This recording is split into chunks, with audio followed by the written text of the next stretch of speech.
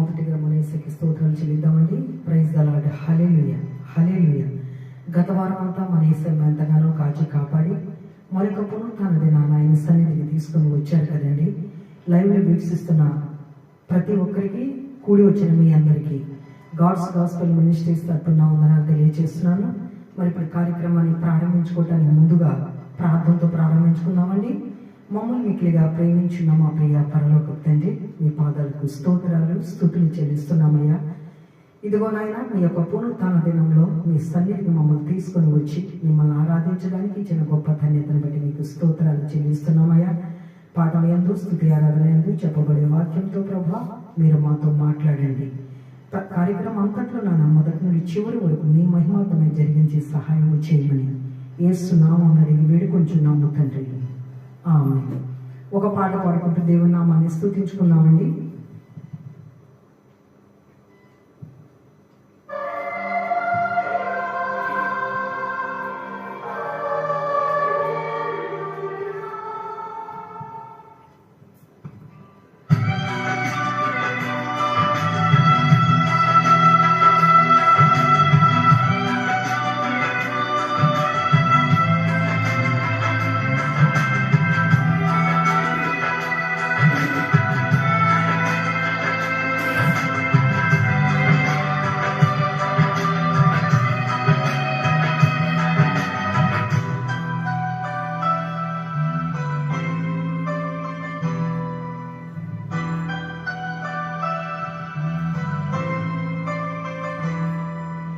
నా దీపము యేసయ్యా నీవు వెలిగించినావు, సుడిగాలిలోనైనా జడివానలోనైనా ఆగిపోదులే నీవు వెలిగించిన దీపము. నీవు వెలిగించిన దీపము, నీవు వెలిగించిన దీపము.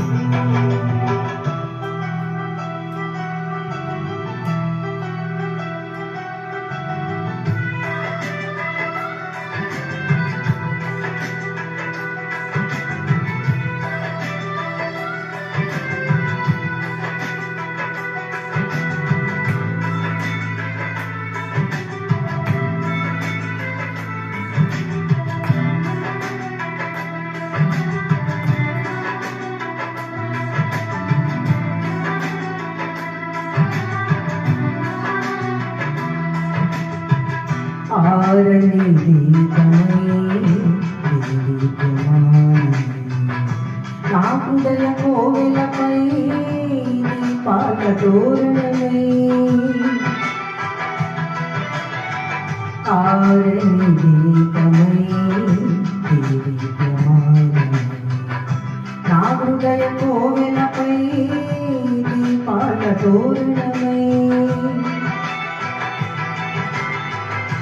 చేశావు పండుగ వెలిగావు ముందుగా, చేశావు పండుగ వెలిగావు ముందుగా. నా దీపము యేసయ్యా నీవు వెలిగించినావు, సుడిగాలిలోనైనా జడివానలోనైనా ఆగిపోదులే నీవు వెలిగించిన దీపము. నీవు వెలిగించిన దీపము, నీవు వెలిగించిన దీపము.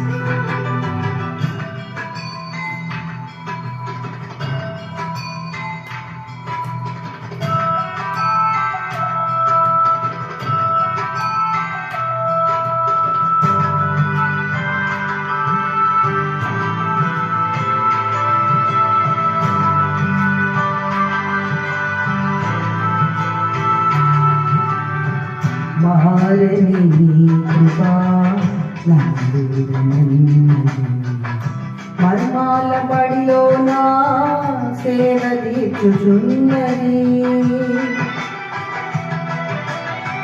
మారని కృపా నన్ను విడనన్నది.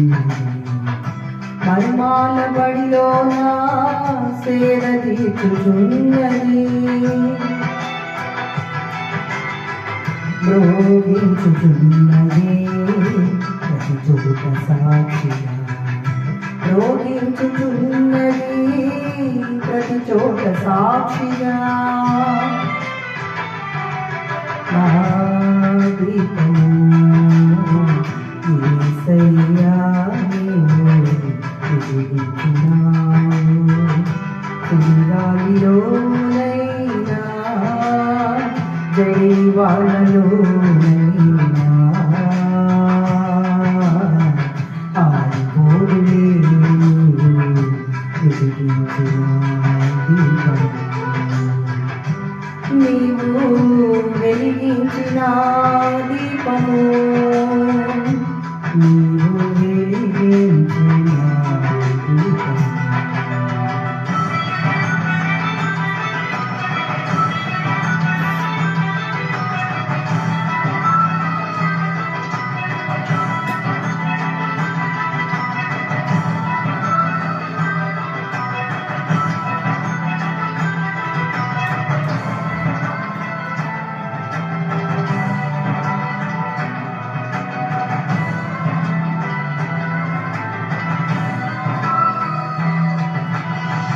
ఆగని హోరులో ఆరిన నీవై నా ముందు వెలసితివే సైన్యముల అధిపతివై.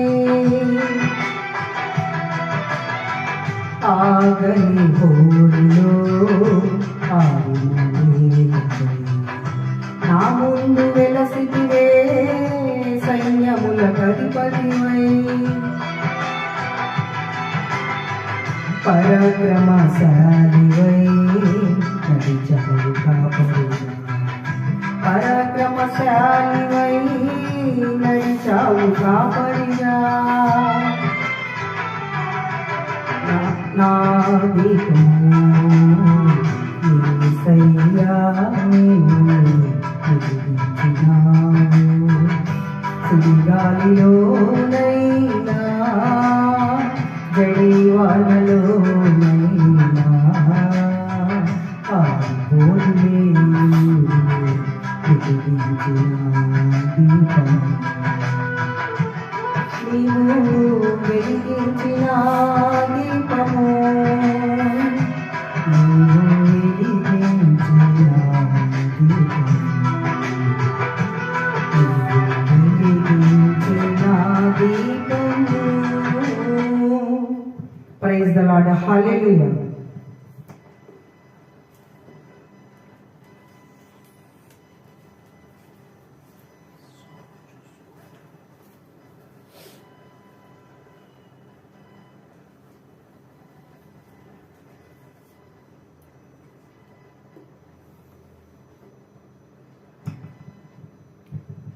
హల్లెలూయా.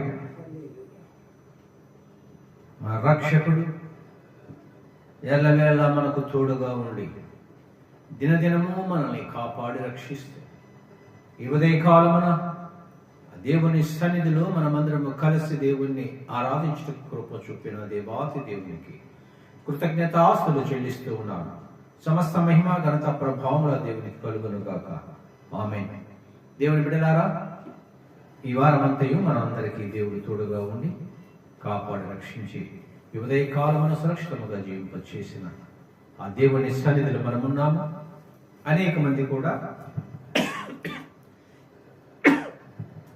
ఆయా ప్రాంతముల నుండి ఈ God's gospel ministries YouTube channel ద్వారా మాతో ఏకీభవిస్తూ ఆరాధనలో పాల్గొంటున్నవారు ప్రతి ఒక్కరికి కూడా ఈ సమయంలో కలిసి ఆరాధించుటకు మీరు అందరూ ఏకీభవించినందుకు మీ అందరికీ పేరు పేరున మా యొక్క వందనాలు తెలియజేస్తూ ఉన్నాను. ఈ సమయంలో మనమందరం కలిసి దేవుడిని కొద్ది నిమిషములు ఆరాధిద్దామండి. దేవుడు మనకు అనుగ్రహించినటువంటి ఈ శ్రేష్టమైన సమయం అండి. ఈ సమయాన్ని మనము సద్వినియోగం చేసుకుందాం. ఎవరు నిర్లక్ష్యం చేయకుండా ప్రతి ఒక్కరు కూడా కలిసి మనము దేవుని ఆరాధిద్దామండి. మనము ఎక్కడ ఉన్నా ఎలా ఉన్నా ఒకరితో ఒకరు బంధాలు లేకపోయినా, బంధువులము కాకపోయినా, కుటుంబ సభ్యులము కాకపోయినా, దేవుని సంఘములు మనమందరము సహవాసములు ఉన్న సహోదర సహోదరీములు ఈ వాక్యాన్ని దేవుడు ఈ పరిచర్యలు పాలు పొందుకుంటున్న ప్రతి ఒక్కరు, మేము మీరు ఈ పరిచర్యలను చూస్తూ వింటూ ఈ దేవునిలో ఆనందిస్తున్న ఏ ఒక్కరైనా ప్రతి ఒక్కరు కూడా మనమందరము దేవుని కుటుంబములో సభ్యులము, దేవుని మహా కుటుంబములు, విశ్వమంతటి ఈ కుటుంబములో దేవుని యందు విశ్వాసం ఉంచి దేవుణ్ణి ఆరాధించే ప్రతి ఒక్కరము కూడా కుటుంబ సభ్యులము. కాబట్టి దేవుని బిడ్డలారా, ఈ పరిచర్యను వీక్షిస్తున్న ప్రతి ఒక్కరు కూడా, మాతో ఏకీభవిస్తున్న ప్రతి ఒక్కరు కూడా, ఆయా స్థలాల్లో ఉన్న ప్రతి ఒక్కరు కూడా మనమందరం కలిసి ఈ సమయాన్ని సద్వినియోగం చేసుకుంటూ దేవుణ్ణి కొద్ది నిమిషములు ఆరాధిద్దామంట. గత కాలమంతయు మనల్ని మన కుటుంబాలను దేవుడు ఆశీర్వదించి కాపాడి రక్షించిన దేవుడండి. దేవుని బిడ్డలారా, మీ యొక్క జీవితాలను మీరు పరిశీలించుకోనండి. మీ కుటుంబ జీవితాలను మీరు పరిశీలించుకోనండి. మీ సమాజంలో, మీ యొక్క బంధువర్గంలో ఉన్నటువంటి వారి విషయాలలో మీరు ఒకసారి పరిశీలన చేసుకోనండి. ఎలాంటి పరిస్థితుల్లో మనం ఉన్నామో, ఎటువంటి స్థితులలో మన జీవితాలు ఉన్నవో, లోకములో ఏమి జరుగుతున్నదో, ఎటువంటి సంఘటనలు జరుగుతున్నవో, ఎటువంటి పరిస్థితులు ఉన్నవో, అయినను అన్నిటి నుండి దేవుడు మనల్ని కాపాడుతూ ఉన్నాడు. ప్రతి విషయంలో మనకు తోడుగా ఉంటూ ఉన్నాడు. ఆ దేవుణ్ణి మనము ఆరాధించేటటువంటి సమయములు, ఇన్ని విధాలుగా మన జీవితాలు ఈ యొక్క లోకములో నడుస్తూ ఉన్నప్పటికీ, ఆ దేవుని సన్నిధిలో మనము గడుపుచున్న ఈ సమయంలో, ఈ పరిస్థితులన్నిటిని బట్టి, అన్ని పరిస్థితుల నుండి మనల్ని కాపాడి రక్షించిన ఆ దేవాతి దేవుని మనం ఆరాధిస్తున్న ఈ సమయంలో హృదయపూర్వకముగా మనం ఆరాధిద్దాం. దేవుని బిడ్డలారా, మనమందరం దేవుని సన్నిధిలో ఉన్నాం. మీరు ఎవరు ఎక్కడ ఉన్నను, ఏ స్థలములో ఉన్నను, లోపల ఉన్నను, బయట ఉన్నను, ప్రయాణాలలో ఉన్నను, అనేక పరిస్థితుల్లో ఉన్నను, మీ మనస్సులలో దేవుని ధ్యానం చేసుకుంటూ ఉన్నారు.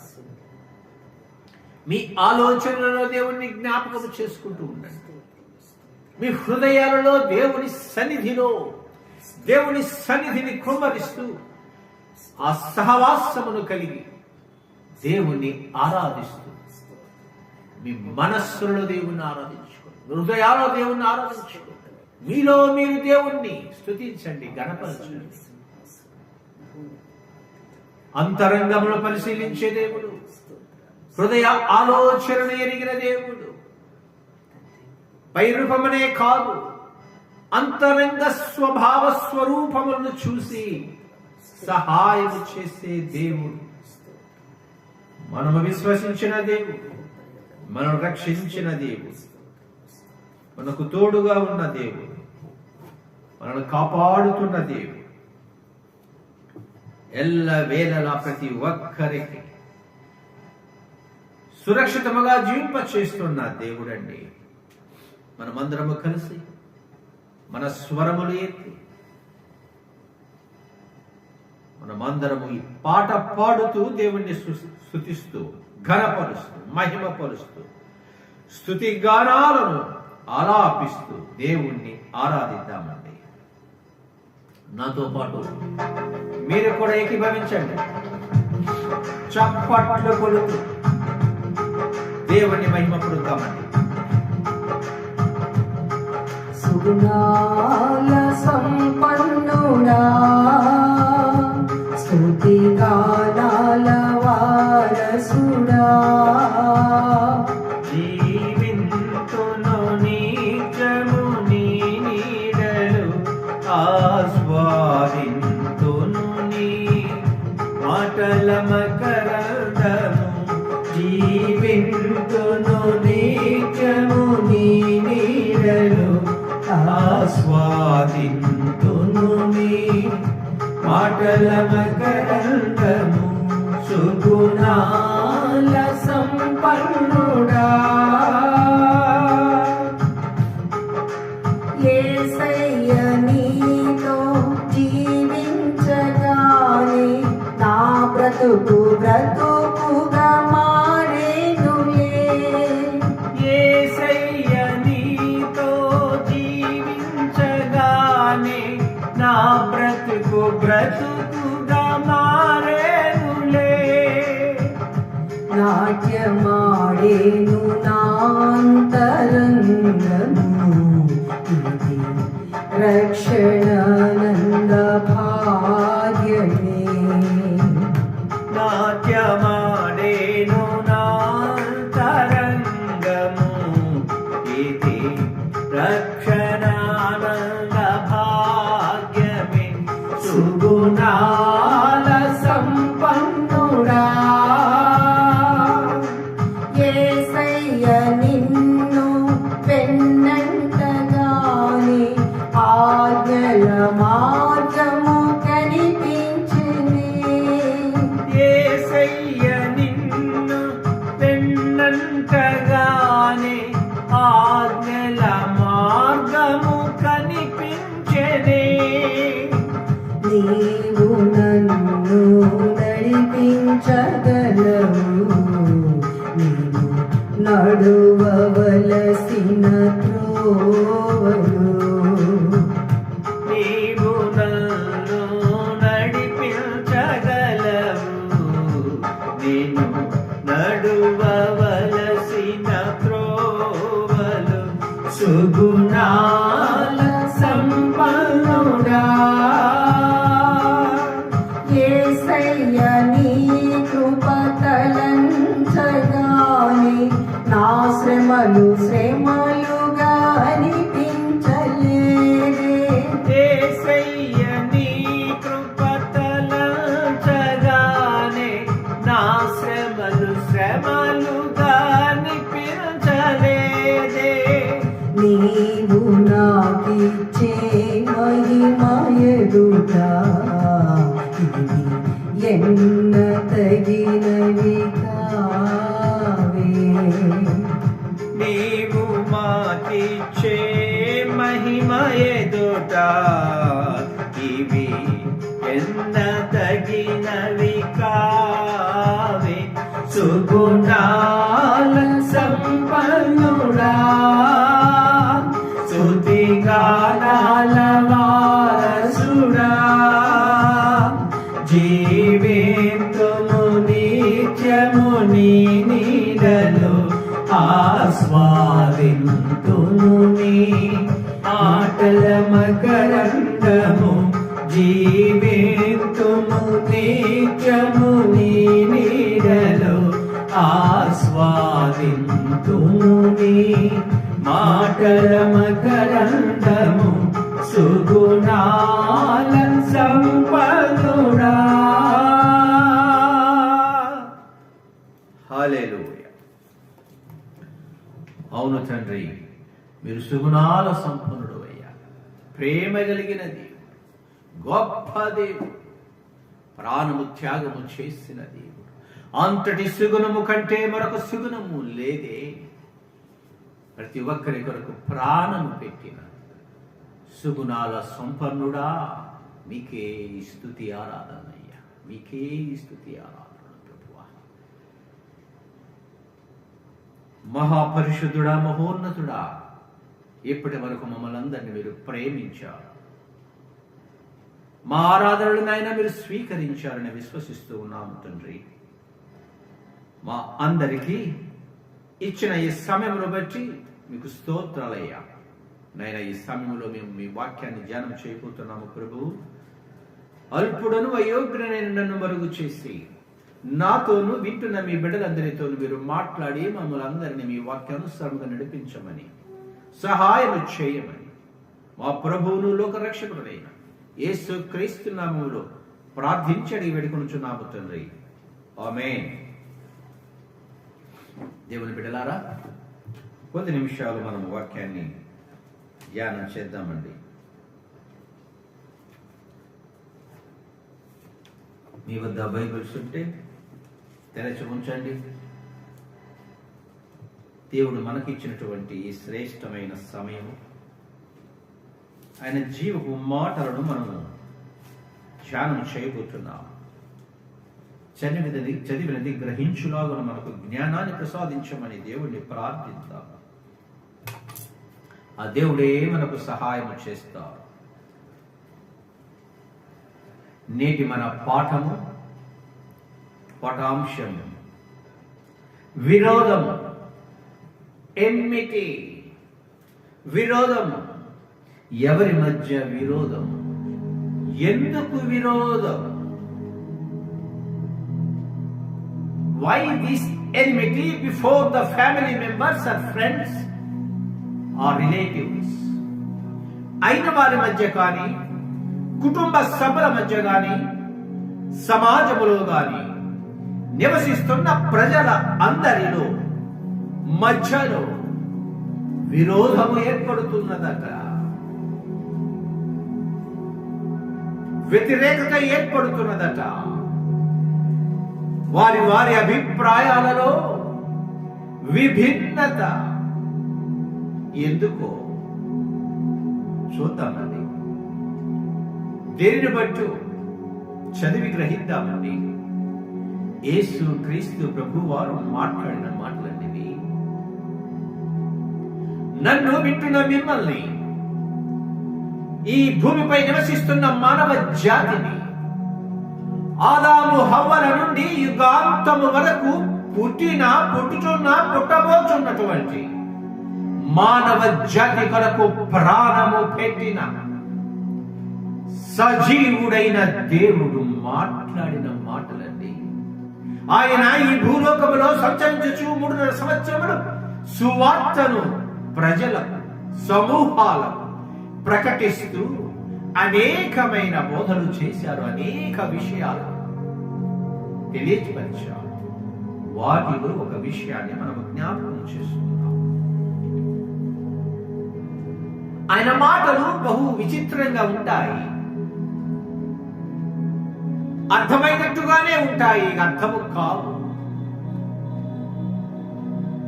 హృదయముతో, మనస్సుతో ఈ మాటలకు అర్థం ఏమై ఉంటుందా అని అన్వేషిస్తే తప్ప, ఆలోచిస్తే తప్ప, ధ్యానిస్తే తప్ప సరైన అర్థం మనకు దొరకదండి. అక్షరార్థము చూస్తే ఒక రకంగా ఉంటుంది, కానీ దానిలో దాగి ఉన్న అంతరార్థం పరిశీలన చేయకపోతే పై అర్థము మనకు వ్యర్థములాగే ఉంటుంది. కొన్ని సమయాలలో అక్షరార్థము అర్థమవుతుంది, కానీ అంతరార్థం అర్థము కాదు సుమా. కొన్నిసార్లు అక్షరార్థానికి అంతరార్థానికి అసలు సంబంధమే ఉండదు, వ్యతిరేక భావం ఉంటుంది. అటువంటిది ఇప్పుడు మనం ధ్యానం చేయబోతున్నాం. ఈ వాక్య భావాలు చదువుతూ ఉంటే, అక్షరార్థంగా మనం అర్థం చేసుకుంటే మనుషుల అందరికీ ఈ మాటలు వ్యతిరేకంగానే ఉంటాయండి. ప్రతి ఒక్కరికి వ్యతిరేకంగానే ఉంటుంది. కానీ నిజం ఏమిటో గ్రహిస్తే, లోతుగా ధ్యానం చేస్తే, పరిశీలిస్తే, అబ్బా ఇంత గొప్ప అర్థం ఉన్నదా, ఈ మాటల్లో ఇంత మోక్షము లభిస్తుందా అనిపిస్తుందండి. చదువుదాం, ధ్యానం చేద్దాం. మత్తయి సువార్త, దేవుని శిష్యులలో ఒకరైన మత్తయి గారు ఆయన వ్రాసిన సువార్తలో దేవుని మాటలు ఈ విధంగా వ్రాయించి దేవుడు మనకు తెలియచేస్తున్నారు. 10వ అధ్యాయము 34వ వచనం నుండి త్వరగా నేను చదువుకుందాం. భూమి మీదికి ఆ. సమాధానము పంపవచ్చితనని తలంచుకుని వింటూ ఉండండి మాటలంతా. ఖడ్గమునే గాని సమాధానమును పంపుటకు నేను రాలేదు. ఒక మనుషునికి వాని తండ్రికిని, కుమార్తెకును ఆమె తల్లికిని, కోడలికిని ఆమె అత్తకును విరోధం పెట్టవచ్చింది. విరోధం పెట్టడానికి వచ్చారండి. ఒక మనిషిని ఇంటి వారే అతనికి శత్రువులు. చూసారా, ఇంటి వారే అతనికి శత్రువు అవుతారట. తండ్రినైనను తల్లినైనను నాకంటే ఎక్కువగా ప్రేమించువాడు నాకు పాత్రుడు కాడు. చూసారా, ఈ మాట వింటే ఎవరు ఇష్టపడతారు?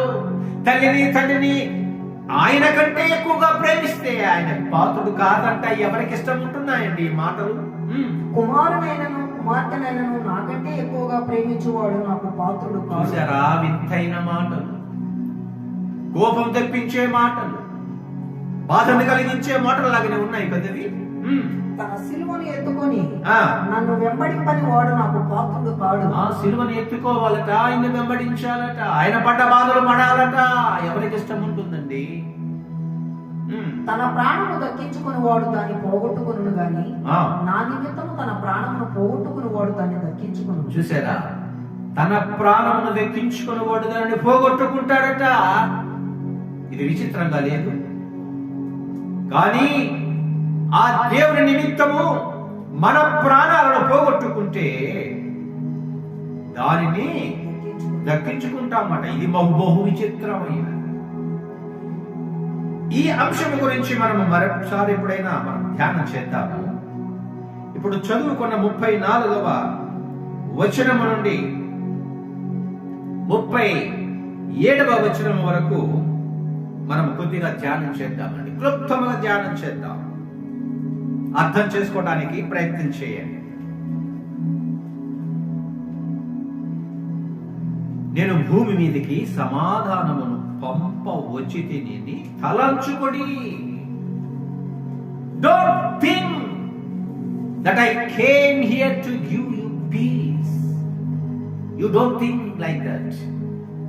మీరు ఆలయంగా అర్థం చేసుకోవద్దు. నేను సమాధానాన్ని ఇవ్వటానికి రాలేదట.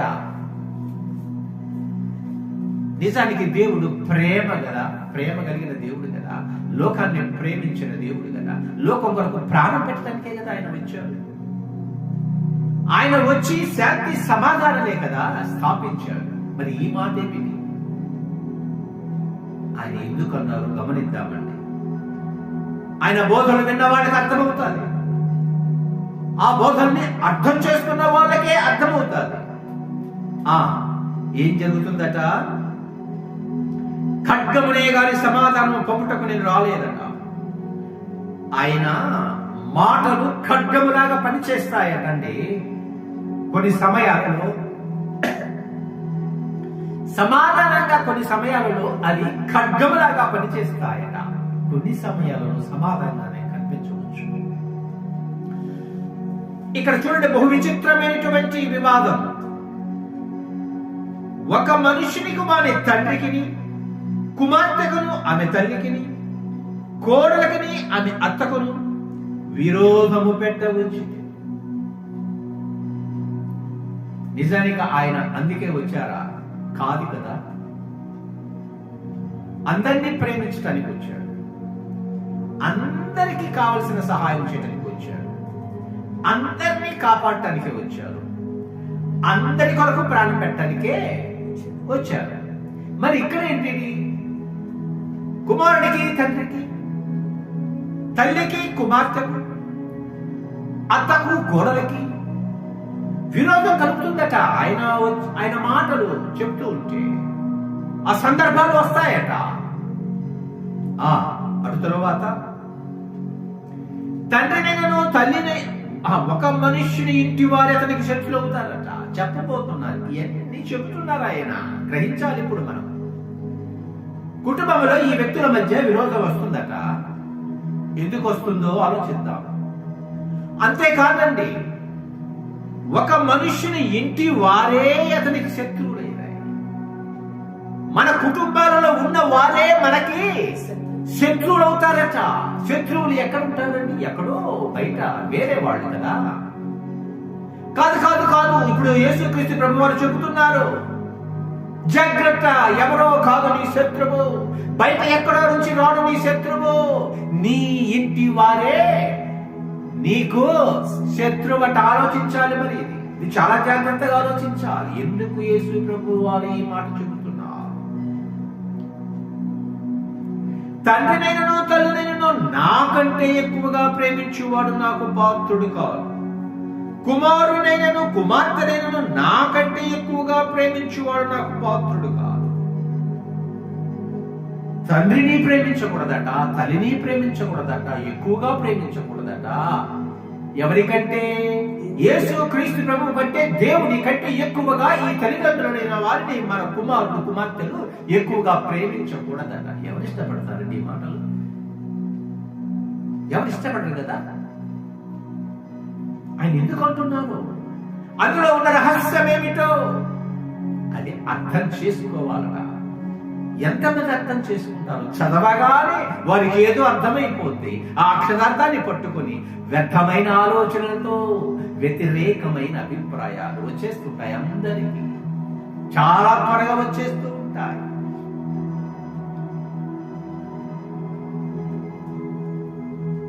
కొంచెం లోపలికి వెళ్దాం. భూమి మీద సమాధానము పంప ఉచితని తలంచుకుడి, ఖడ్గమునే గాని సమాధానమును పంపుటకు నేను రాలేదు. ఇప్పుడు కుటుంబ పరిస్థితులు తండ్రి కొడుకుల మధ్య గాని, తల్లి కూతుర్ల మధ్య గాని, అత్త కోడల మధ్య గాని, ఈ కుటుంబము జీవనం కొనసాగుతూ ఉన్నదండి. ఈ కుటుంబం యొక్క జీవనము కొనసాగుతూ ఉన్నది. ఆ కుటుంబంలో అందరూ ఒక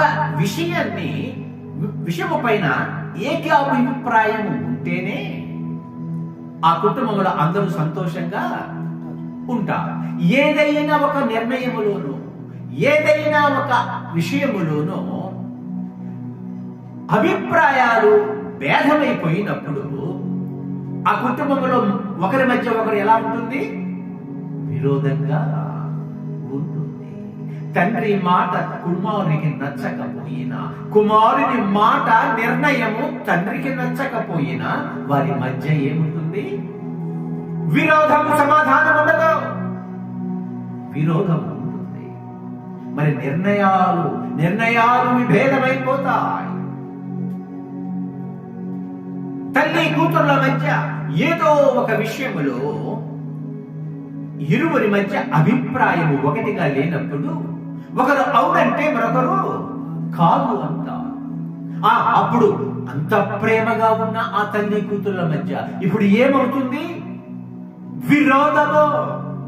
ఒకరి పట్ల ఒకరికి విరోధం. ఏమైపోతుంది ఆ ప్రేమ? ఏమో, ఏ ఒక్కరూ తగ్గరు, ఎవరి మాటే వారు నెగ్గలనుకుంటారు. ఇక అత్త కోడలు, ఇది మరీ దారుణమైన విషయం కదా. సమాజంలో అత్త కోడళ్ళ మధ్య భగ్గుమంటుందట. పరిస్థితులు అలా కల్పిస్తుంది సమాజం. అత్త కోడళ్ళు ప్రేమ కలిగిన వారే కదా.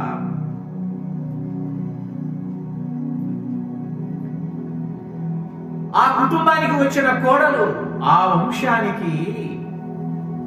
వంశాన్ని అభివృద్ధి చేసేటటువంటి కోడలు, ఆ స్త్రీ ఆ కుటుంబానికి వచ్చినప్పుడు వంశాన్ని ఇచ్చేటువంటి స్త్రీ అండి.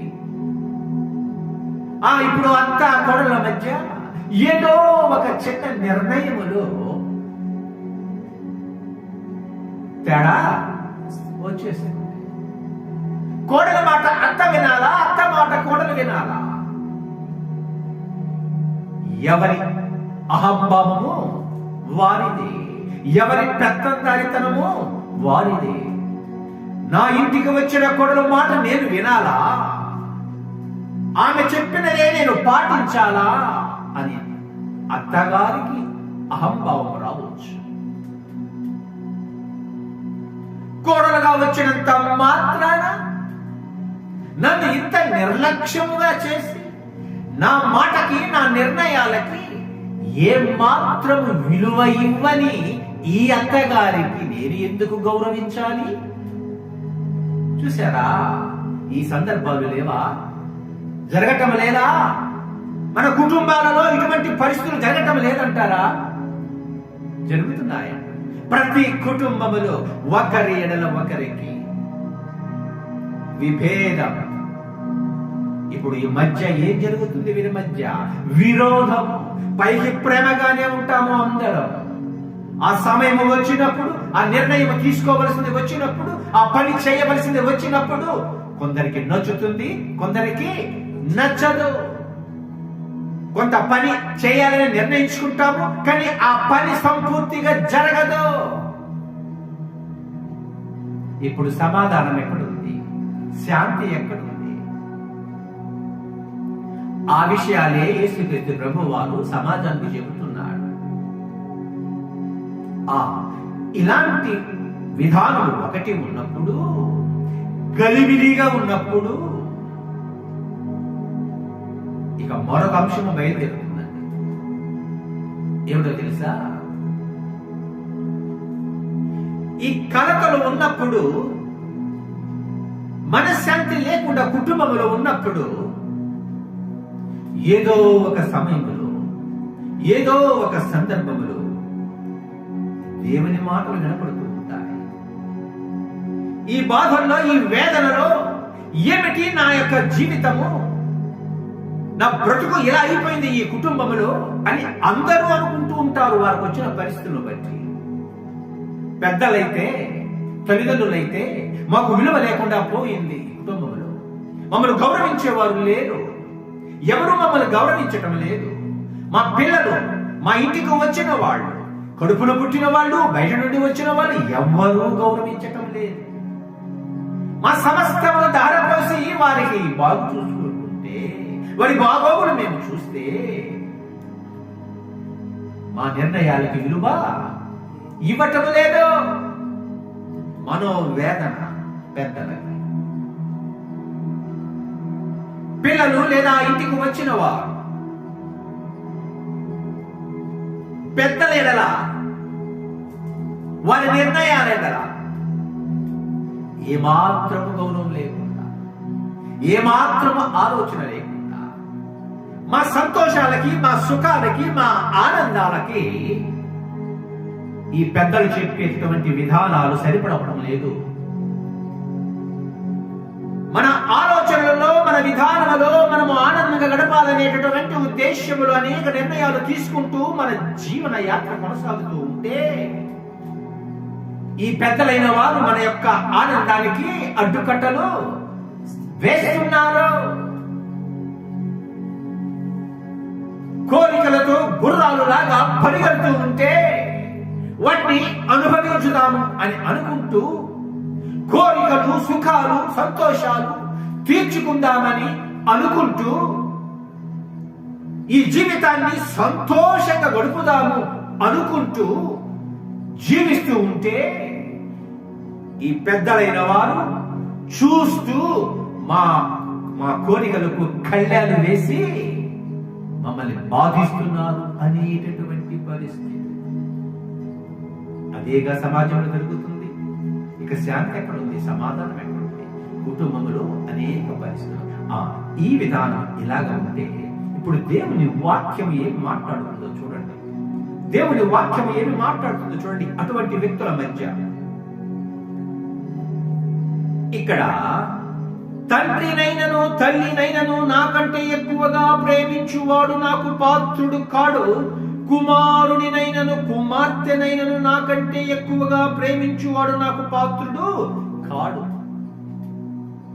ఈ మాటలు ఎవరికి ఇష్టం ఉండదు, కానీ ఇందులో అంతరాంతరం ఏమిటో తెలుసా? ప్రేమ. ప్రేమ. బిడ్డలు పెద్దలని ప్రేమించాలి, అది దేవుడే చెప్పాడు కదా. నీ తల్లిని, నీ తండ్రిని, మీ తల్లిదండ్రులను ఎవరైతే సన్మానిస్తారో, ఘనపరుస్తారో వారు దీర్ఘాయుష్కాలముగా జీవిస్తూ సంతోష సమాధానంతో ఉంటారని ఆయనే చెప్పారు కదా. మరి ఇప్పుడు ఎందుకు వారిని ప్రేమించకూడదు నాకంటే ఎక్కువ అని చెబుతున్నారు. గమనించారు దేవుని బిడ్డలారా, ప్రేమలో అర్థం తెలుసుకోవాలి, ప్రేమలో ఉన్నటువంటి రహస్యాన్ని తెలుసుకోవాలి. యేసుక్రీస్తు ప్రభు వారు ఈ మాటలు ఖచ్చితంగా చెప్తూ ఉంటే ఏమిటై ఉంటాయా అనేది తెలుసుకోవాలి. ప్రేమించటాలట, ఎలా ప్రేమించాలి అనేది మనము ఒక విషయాన్ని మనం జ్ఞాపకం చేస్తాం. యోహాను రాసిన మొదటి పత్రికలో 5వ అధ్యాయంలో, యోహాను రాసిన మొదటి పత్రిక 5వ అధ్యాయము 2వ వచనం చదవండి. 2 నుంచి. మనము దేవుని ప్రేమించుచు ఆయన ఆజ్ఞలను నెరవేర్చువారం అయితే దేవుని పిల్లలను ప్రేమించుచున్నామని దాని వలననే ఎరుగుదుము. చూడండి ఒకరిని ఒకరు ప్రేమించుకుంటున్నారు, బాగానే ఉన్నది. ఆ కుటుంబంలో సభ్యులందరినీ, భూమి నివసిస్తున్న మానవులందరినీ సృష్టించింది ఎవరు? దేవుడు. నీ తల్లిదండ్రులకు పుట్టిన నీ బిడ్డలు నిన్ను ఇంతగా ప్రేమిస్తే, నీ బిడ్డలు మీరు అందరూ మానవ జాతి అంతా ఒకరినొకరు ఇంతగా ప్రేమించుకుంటూ ఉంటే, మరి అందరిని పుట్టించి జన్మనిచ్చి ఈ జీవితాన్ని ఇచ్చిన దేవుణ్ణి ఇంకా ఎంతగా ప్రేమించాలి? ఆలోచించండి. తల్లిదండ్రులుగా మనము ప్రేమిస్తాము, దేవుడే ప్రేమించమన్నాడు. మరి తల్లిదండ్రులను, మనల్ని, మానవ జాతిని పుట్టించిన దేవుణ్ణి అందరికంటే ఎక్కువగా ప్రేమించాలి కదండి. ఆయన అన్న మాటలో తప్పేమైనా ఉన్నదా? గమనించాలి. ఇక ఆ ప్రేమ ఎలా ప్రేమించాలట? మనము మన తల్లిదండ్రులని స్వార్థంతో ప్రేమించవచ్చు, నిస్వార్థంతోనైనా ప్రేమించవచ్చు, ఎలాగైనా మనకి ఇష్టమైనట్టుగా ప్రేమించవచ్చు, కష్టమైనప్పుడు మానేయవచ్చు. ఆ స్వేచ్ఛ స్వాతంత్రాలు ప్రేమించే వాళ్ళకు ఉన్నాయి కదూ. కానీ దేవుని ప్రేమ అలా కాదు. దేవుని ప్రేమ అందరి పట్ల పక్షపాతము లేకుండా సమానంగా ఉంటుంది. ఆయన ఎలా ప్రేమించాలట? ఏం చేస్తే ఆయన ప్రేమించినట్లట? మనం ఆయన ఆజ్ఞలను గైకొనుటయే దేవుని ప్రేమించుట. చూసారా, మనము ఆయన ఆజ్ఞలను గైకొనాలట. అదేనట దేవుణ్ణి మనము ప్రేమించి, మన వారి అందరికంటే ఎక్కువగా దేవుణ్ణి ప్రేమించటం అంటే ఏమిటండి అర్థం? దేవుడు ఇచ్చిన ఆజ్ఞలను మనము పాటించాలి. మరి ఈయన యేసుక్రీస్తు ప్రభు వారు ఈ చెప్పిన మాటలలో ఏమైనా తప్పున్నదండి? అందరికంటే నన్ను ఎక్కువగా ప్రేమించమంటున్నారు. ఆ మాట అనగానే మనకు కోపాలు వస్తాయి. కానీ ఎలా ప్రేమించమంటున్నాడు? అందరినీ నీవు నీ ఇష్టానుసారంగా ప్రేమిస్తావు, అది కాదు నాకు కావలసిన ఈ భౌతికమైన ప్రేమ. శాశ్వతమైన ప్రేమ నాది. నా బిడ్డలారా, నా పిల్లలారా, నేను ప్రాణము పెట్టిన ప్రేమ మీ కొరకు. మరి మీరు చేయాల్సిన చిన్న పని, చిన్న ప్రేమ ఏమిటో తెలుసా?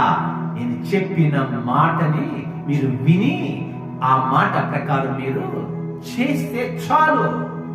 ఏం చెప్పారండి? తల్లిదండ్రులను సన్మానించడన్నారు. చేయలేవా నీవు? నీ తండ్రిని, నీ తల్లిని నువ్వు సన్మానించలేవా?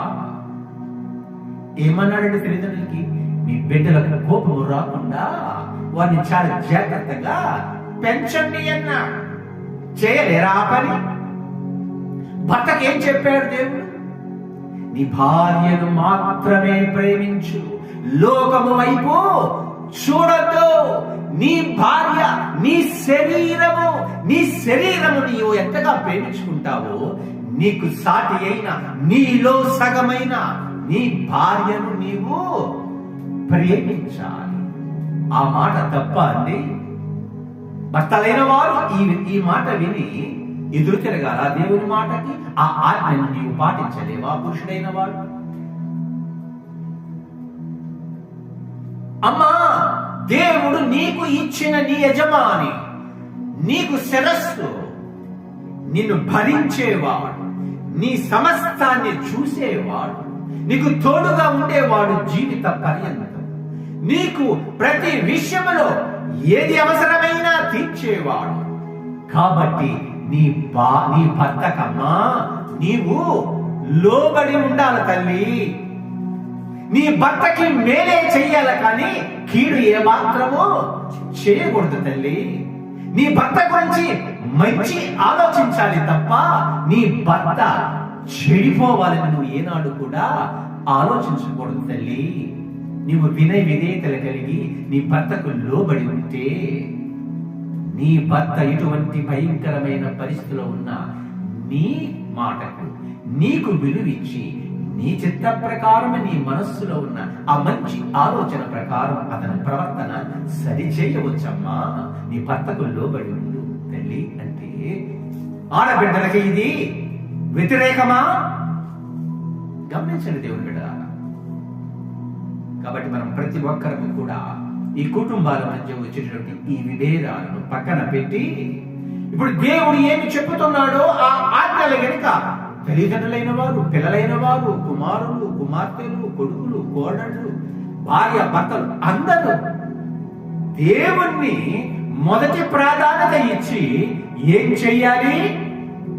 దేవుడు చెప్పిన ఆజ్ఞల ప్రకారము జీవించాలి. ఎవరి డ్యూటీ వారు చెయ్యాలి, ఎవరు పని వారు చెయ్యాలి. తల్లిదండ్రులు బిడ్డల పట్ల చెప్పిన పని తల్లిదండ్రులు చేయాలి. బిడ్డలు తల్లిదండ్రులకు చేయవలసిన పని తల్లిదండ్రుల పట్ల బిడ్డలు చేయాలి. భార్యకు చెప్పిన పని భర్తలు చేయాలి. భర్తకు చెప్పిన పని భార్యలా చెయ్యాలి. ఒకరికి ఒకరు అత్త కోడళ్ళ మధ్య చెప్పిన పని ఒకరినొకరు వారు బాధ్యతగా చెయ్యాలి. అది తప్పు కాదు కదా. ఒకవేళ చెయ్యకపోతే ఎలా ఉంటుంది?